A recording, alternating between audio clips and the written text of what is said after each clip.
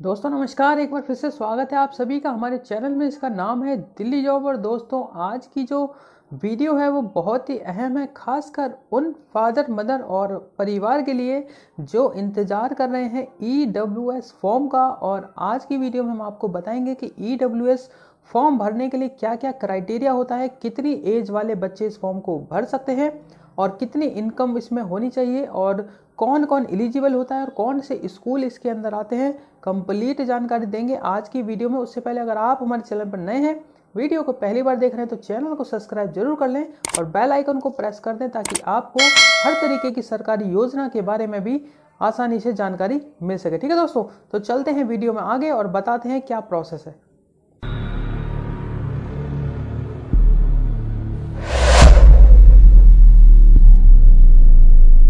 को पता है कि EWS यानी कि इकोनॉमिक व्हीकल सेक्शन, यानी कि ये जो फॉर्म होते हैं गरीब लोगों के लिए निकलते हैं, यानी कि जो आर्थिक रूप से मजबूत नहीं है, आर्थिक रूप से गरीब हैं, उन कैटेगरी के लिए निकलते हैं। और इसके अंदर दो तरीके की कैटेगरी होती है, एक तो होता है EWS और एक होता है DG कैटेगरी। अब आप कहेंगे कि DG कैटेगरी का मतलब क्या होता है, तो आपको दोनों ही चीज़ें बताएंगे इसमें। देखिए, EWS होते हैं इकोनॉमिक वीकर सेक्शन, यानी कि आर्थिक रूप से जो गरीब होते हैं। और वो कैसे डिसाइड होगा कि आप गरीबी रेखा में आते हैं, तो या तो आपके पास राशन कार्ड होना चाहिए या फिर आपके पास इनकम सर्टिफिकेट होना चाहिए, यानी कि आय प्रमाण पत्र। दो ही तरीके से आप इस फॉर्म को भर सकते हैं। और अगर आप DG कैटेगरी में आते हैं, यानी कि DG कैटेगरी में वो लोग आते हैं जिनके पास कास्ट सर्टिफिकेट होता है। कास्ट सर्टिफिकेट चाहे वो OBC का हो चाहे वो SC कैटेगरी का हो, वो दोनों ही DG कैटेगरी के अंतर्गत आते हैं। याद रखिए, जो EWS फॉर्म भरा जाता है उसमें 1 लाख से नीचे की इनकम होगी तो आपके संभावना ज़्यादा होती है नंबर आने की, क्योंकि गरीब लोगों के लिए ही फॉर्म है। तो गरीब जितने होंगे वो अपनी स्टेटमेंट वहाँ पर लगाएंगे। 6 मंथ की स्टेटमेंट लगती है। तो आपको पहले तो ये बता देते हैं कि इनकम सर्टिफिकेट का जो प्रोसेस है वो क्या है। तो इनकम सर्टिफिकेट के लिए आपको डॉक्यूमेंट्स जो चाहिए होते हैं वो है 6 महीने की आपको बैंक की स्टेटमेंट चाहिए, 3 महीने का आपको बिजली का बिल चाहिए, आधार कार्ड और 2 पासपोर्ट साइज फ़ोटो। ये प्रोसेस है इनकम सर्टिफिकेट अप्लाई करने का।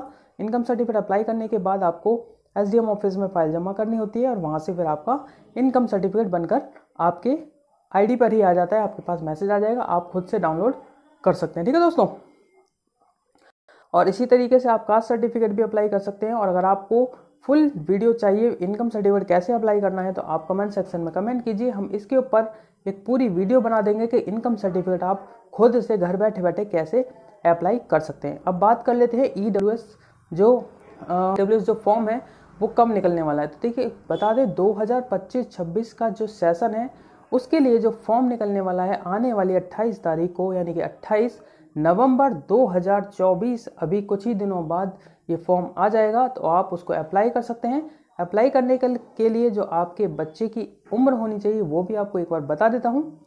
आपकी जो बच्चे की उम्र होगी वो 3 साल से 6 साल तक के बीच में होनी चाहिए, यानी कि जो 3 साल का बच्चा है वो नर्सरी के लिए एलिजिबल होता है और जो 4 साल का या 4.5 साल का है वो KG के लिए एलिजिबल होता है और जो 5 साल से ऊपर है वो फर्स्ट क्लास के लिए एलिजिबल होता है।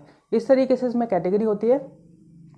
EWS का फॉर्म भरने के लिए क्या क्या डॉक्यूमेंट्स चाहिए वो भी मैं एक बार बता देता हूँ। आप कॉपी पेन लेके नोट डाउन कर सकते हैं या वीडियो को सेव कर सकते हैं, अपने यार दोस्तों परिवार के साथ किसी के साथ शेयर कर सकते हैं ताकि ज़्यादा से ज़्यादा लोग इस बेनिफिट का फ़ायदा उठा पाएँ। जो गरीब तबके के व्यक्ति होते हैं, लोग होते हैं जिनके पास इतना पैसा नहीं होता कि हम अपने बच्चों को प्राइवेट स्कूल में पढ़ा सकें, तो ये फॉर्म खासकर उन्हीं के लिए होते हैं। और आप लोग ज़्यादा से ज़्यादा इसको अप्लाई कीजिए, इस सुविधा को उठाइए।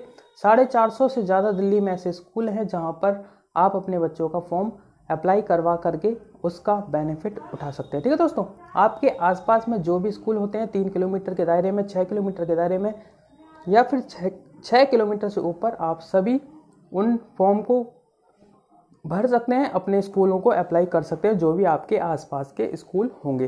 तो सारी डिटेल मैंने आपको बता दी है, तैयारियां कर लीजिए। बर्थ सर्टिफिकेट जरूर होना चाहिए, ये भी आपको एकदम कंफर्म करा दूं। एक बार डिटेल में आपको दोबारा बता देता हूँ। EWS फॉर्म भरने के लिए आपके बच्चे का बर्थ सर्टिफिकेट होना चाहिए।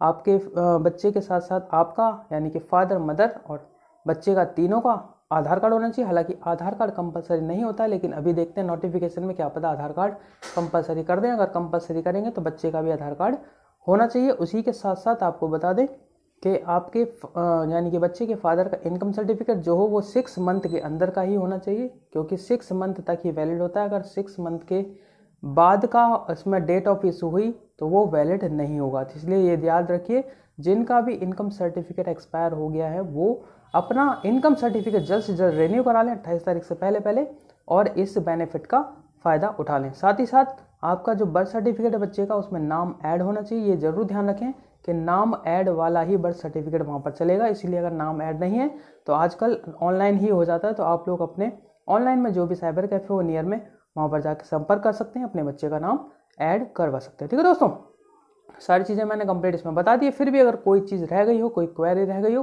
तो आप ज़रूर कमेंट सेक्शन में कमेंट कीजिए, आपको उसका रिप्लाई मिलेगा।